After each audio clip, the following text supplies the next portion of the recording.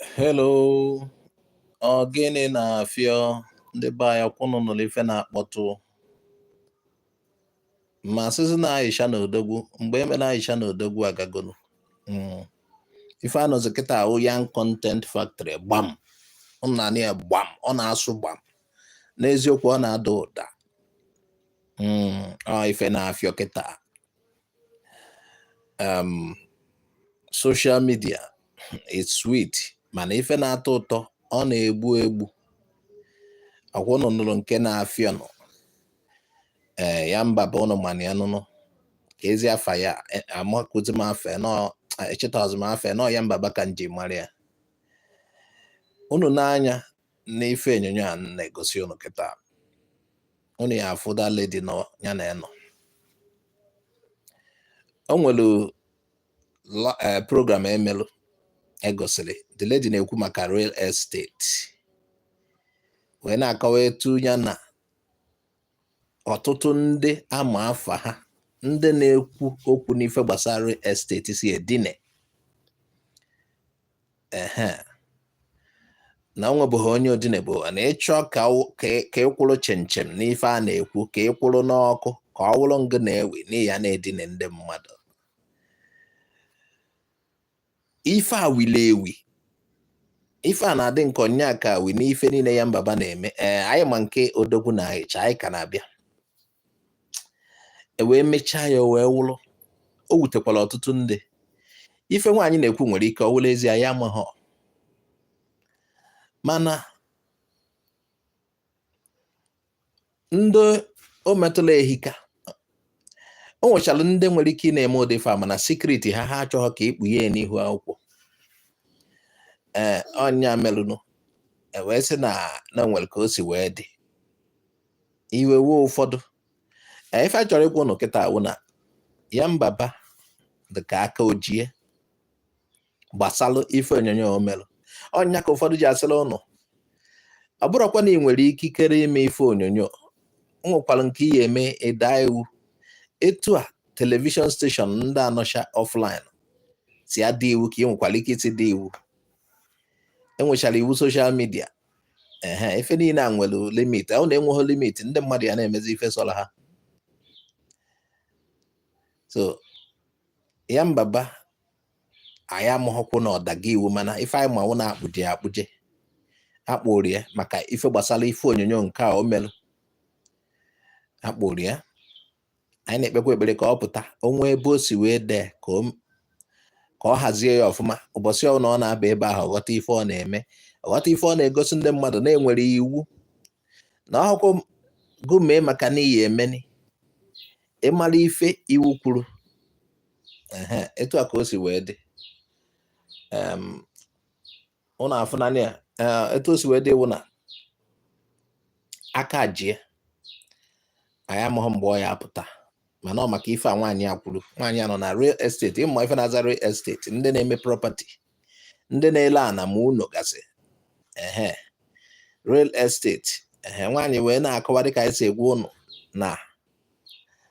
onwebụghị ndị nọ na ife odinebụghị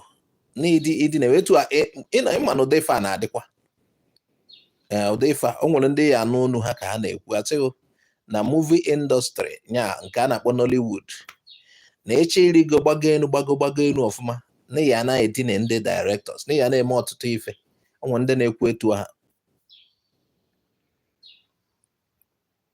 ụfọdụ agwa na ọtụtụ ife dị n'ụwa n'ọkwa ukwu ka ha ji wee nweta ụmụ nwaanyị na-ekwukewa ụdị okwu ha ịchọ ka ị na-agbago ịchọ ka akwa ego n'ọkụ ka ghara ikwepụ n'ọkụ abụgo na nepa wa ọkụ ka akpa agba nke gị na-enwu na o nwegasịrị ụfọdụ ife ihe eme ụfọdụ ụmụ nwaanyị azụ na bọtọm pawa ife ọsọ si na-akpa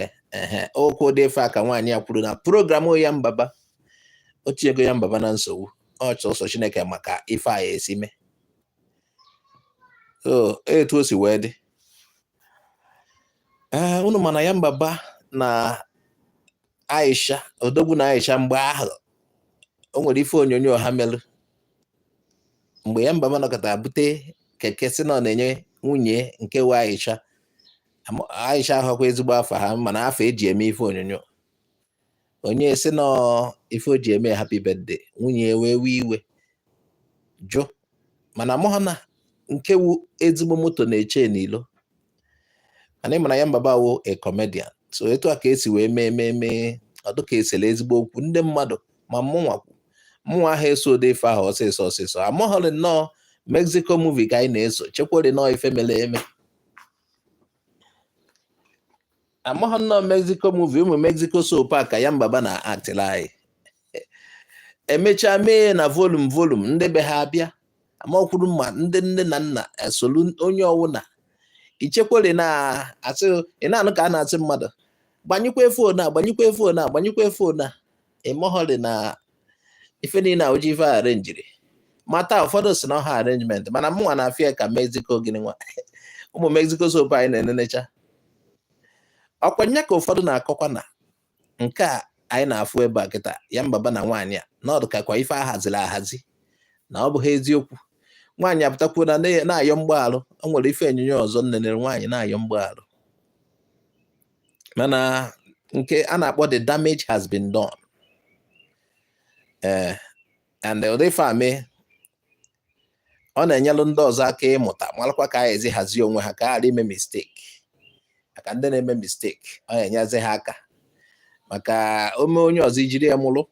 ma onye ahụ o mekwuru ya ejikwa ya mụrụ ọ ya emekwa ụdị mistake ahụ ọzọ nwaanyị na-ayọkwazi mgbaghalụ maka ife nwaanyị kwuru owe ife mmebọ ife nkwutọ ọwụ na di gị nọ na real estate nwaanyị kọcha ụdị ife ọkọlụ ọ na Anambra ka ọ Lagos ọ dị ka Anambra ọwụ na di gị nọ na real estate ya na o nweziri anya ụdị anya ezi enezi di gị ya sịkwa kele nke wụ nke a ife a ka ndị a na-alụ so na nwaanyị etu o si kwụrụ dị ka ọmagogo nya na ọma onye dị gị ewu ichekicha ya ike gwụrụ ọ banyego n'ime because of ife akịta ama na ife a na-agbagharị ewetu anyị esi kpọpụta ya mana ka anyị ncha jiri ewe mụrụ ife anyị nwawo ndị soshal midia malụkwa ụdị ife anyị na-etinye Chineke nyelekwa anyị aka ka anyị na-emete ọtụtụ n'ime anyị emekwe na mistake mana Chineke nyere anyị aka ka anyị ghara ịzọ ya ọkpa na pọtọpọtọ ka anyị na-ene anya ọfụma onwe ndị a nwere ike hazie mana ọdịnihu ka anyị magasị ụdị ife anyị na-etinye ya mbaba ụfọdụ na-ekwu otu narị ụfọdụ na-asị na ọdụ ka ife ị na-eme na acting ụfọdụ na-ekwu amụọ m mana mma asị mezie ife ọfụma nna ayọ Chineke ka ị pụta maka na ife akwụkwọ ịgba mbọ ka ị na-agba mana n'ime ịgba mbọ a enwegasịrị ka esi eme ka ghara ị na-eme mistake ụnụ afụnanya nụnụ ọ nke na-akpọtụ kịta ya mbaba na nwunye ahụ ya mbaba na nwunye ya mbaba nọ na nsogbu nchọ isi ya mbaba na nwunye chọrọ ikwuvi ọnụ ọ dịka ọsọ ya mbaba ụfọdụ si na Aisha apụtakwuo na-ayọ na-ebe akwa n'ife ọya ụka ọwụ o nwere onye anyị ejide dị ọ ghara ị na-ebe akwa anya na-agbagharị n'etu ezi kpọpụta nwoke ama na oge adịghị anya na ife a na-aya adịzọ ya mana ọkwa ife a adịzị ka ịdọ aka na ntị ịmara ife ị na-etinye n'ihu akwụkwọ ụfọdụ ọtụtụ skiti a na-eme ụfọdụ wụ drama ka ọwụ mana onye agụtaghị ọnya mee na maha enene ụfọdụ mana ụfọdụ na-enenekwa ịlaiki inene ya onwe ife omele a na-eme drama nọ iche ime mmalụ nke aya implicate gị ime drama ọwụrụ skiti ọ dịghọ njọ nọ dokiafụ n'ife a na-eme mgbe a na-agwa gị anyị na-enene wrestling mania ị mana mgba niile ahụ acting abịa gwa gị eziokwu ndị agwa gị eziokwu ya gwa mgba niile ahụ acting mana ndị Amerịka ọtụtụ n'ime ha ma na acting wee je na-enene etu a ka ọ dịkwa skit a nke a na-abịa eweta fon let me call him akpọ nke nwoke kpọọ nke nwaanyị ọtụtụ n'ime ha wụ acting ọ nwekwa ndị wuru mana obele ewuru mana ọhọnya godo nsogbu nọ malụ ụdị ife ị na-eme ka ị ghara implicate ndị mmadụ ka ị ghara imejọ ndị mmadụ maka na ị chọrọ ịgbata ego ndị be anyị daalụkwanụ gbasaa n'ozi ebe a ka nsị ka nhapụ ya bye bye nọ